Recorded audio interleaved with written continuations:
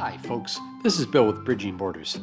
Today's video is part 2 of our journey from Vancouver Island, British Columbia, Canada to San Carlos, Sonora, Mexico on the Sea of Cortez. In part 2, we'll take you from a small town in Northern California called Glen to Desert Hot Springs, California in the Palm Springs area. It was a really pleasant road trip until we lost all power while traveling at highway speed on Interstate 5. Oh, stay with me.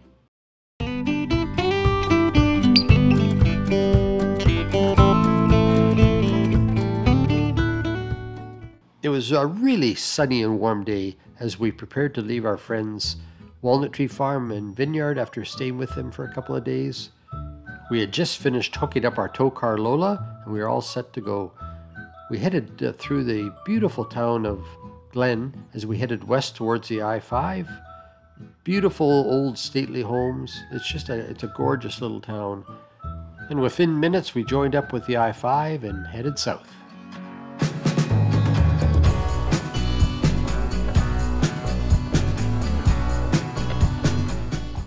Our plan for the day was to drive from Glen to Lodi through Sacramento, about a 2-hour drive. 2 hours, that's it? Well, we don't drive very fast. We don't drive very far. Our friends actually laugh at us when they consider how long it takes us to get to places. But we drive 90 to 100 kilometers per hour usually, say 55 to 60 miles per hour. And it's comfortable, it's safe. It's 55 to 60 is a sweet spot for Monty's Caterpillar diesel for fuel consumption. It just is a relaxing pace to go, I think. If you're trying to picture Lodi, California, think of it as a bit south of Sacramento in California, and if you turned west and drove for about 2 hours, you would find yourself in the San Francisco Bay Area on the west coast of California. Our specific destination in Lodi was a Harvest Host, a very cool vineyard. And for those of you who don't know about Harvest Host, it's a RV membership program that offers members RV camping in really cool locations. Wineries, vineyards, breweries, all the food groups pretty much. Farms, it's really a great program. Yeah, so there's the Harvest Host sign. Oh, look at the trucks. Yeah, and he has the sign, just as he said. Here's the gravel driveway. Look at these old trucks. Look at that, there's a half a mannequin in that one. Oh, this guy has character. Okay, so... Well, this was a really big vineyard. And while Michaela had excellent instructions from the owner as to where we should park, once we got into the network of roads and the vines, it was a little tricky to figure out which way to go. At one point, we just stopped at a crossroads and seemed to have a 2-hour debate as to where our location would be for the night.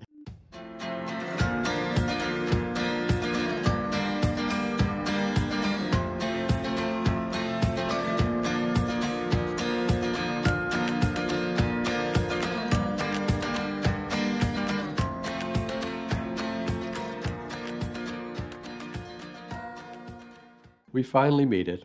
The owner of the vineyard came to see us shortly afterwards. He had some wine that we bought. We had a really pleasant evening.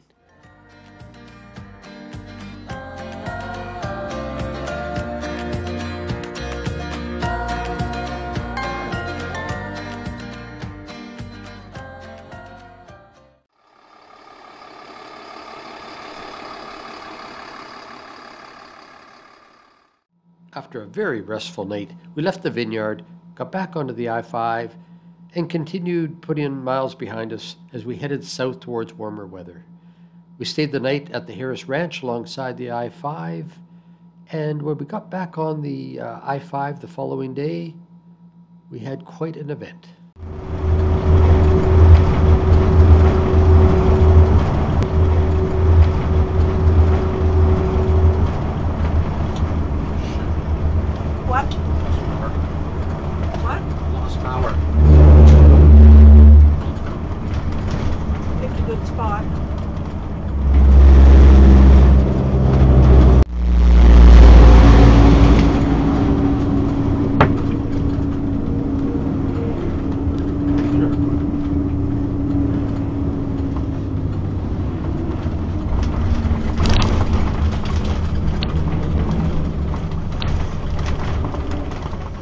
So there we were, stopped on the I-5 with no power to Monty's engine.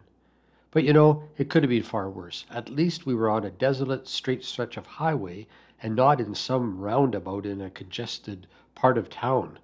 And hey, look at the sign to our right where we stopped. Don't you think that's a bit fortuitous? Lodging? Oh, God. So what to do? Well, we suspected it may be the fuel relay that signals fuel to the engine. And the maddening part is, we had had that fixed in Canada before we left, at a fairly high expense. So it was pretty upsetting if that was the case. But at least I knew where it was. And my hope was that perhaps I could tap it to make a connection again. And it worked. We got power back to Monty. But the big question was, for how long? Well, our options were to either stay put and call for a tow into Bakersfield for repair, but that would be a huge deal, a very big disruption. Or we could make a run for it to a place where I could take the time to fix it myself. I had just lost trust in other people to do it. But that would mean beyond Bakersfield to our destination at Desert Hot Springs, which was about a 2-day drive for us the way that we drive. And that was risky. But you know, we had our magic tapping broom, and I had a spare part. I luckily brought a spare relay with me, and I would have the time in Desert Hot Springs. So we decided to make a break for it. Well, we're trying to get out onto the I-5 after power loss, but it's wall-to-wall trucks. Who are you talking to? This guy. Oh. Still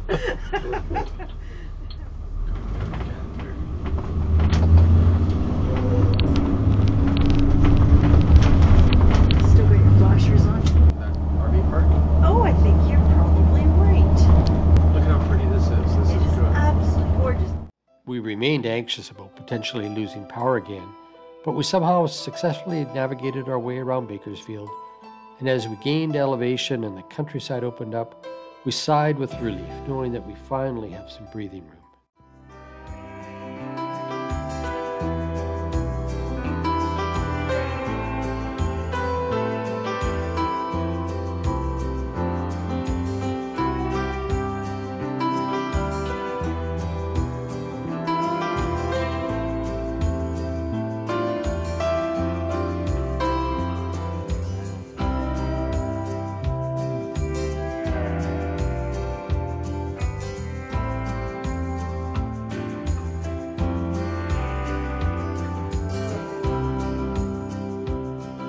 At 16334 Harris Road, on the right. So those are all stored, and I don't think there's one soul in The here. only one here? Oh my lord, is there even going to be anybody here?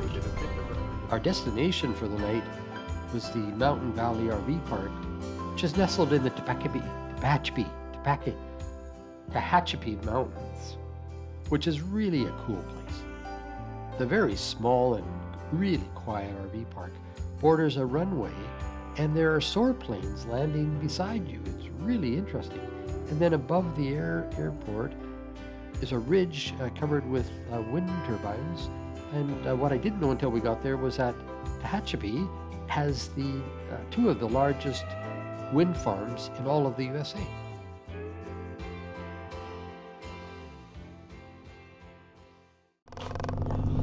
Continue on Tehachapi Willow Springs Road. We're 14 miles distant yet. Buddy, it's a different road, and then we'll cut out somewhere else, and it'll be good. No, it wasn't. We made a navigational blunder.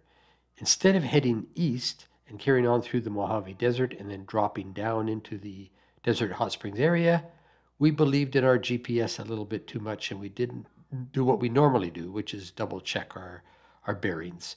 And we allowed her to take us, her being Mabel, the GPS, to take us down into the San Bernardino Valley east of Los Angeles. It's the worst possible route into Palm Springs and Desert Hot Springs for us because we were so worried about Monty losing power again, and we didn't want to be in heavily congested areas. Well, that's just where we were going. It was a nightmare.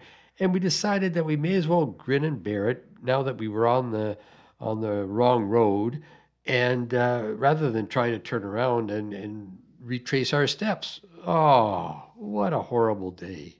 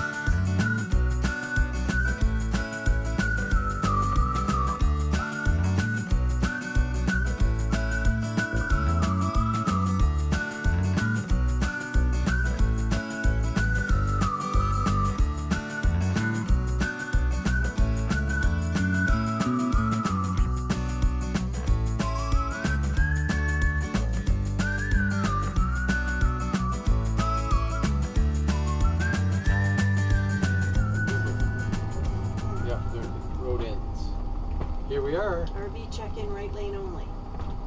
Ah, just pulling behind that guy. Oh, sweet. Oh my God. Oh, I'm excited. We came, we got here, we didn't die. All ages year round. Oh God. Oh my God. I assume this is the office right here? Yeah, you go in there, honey, do your thing. I will. We made it, you guys. Oh, I like it already. It's cool. Oh my God, 7 days of bliss. Oh. Oh. Oh. Bye, sweetie. Come back soon.